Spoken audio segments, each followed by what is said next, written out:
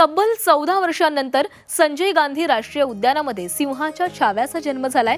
संजय गांधी राष्ट्रीय उद्यानाच्या स्थापना दिवशीच सिंहाच्या छाव्याचा जन्म झालेला आहे। मानस आणि मानसीची जोडी 2022 साली गुजरातमधून इथं आणण्यात आलेली होती।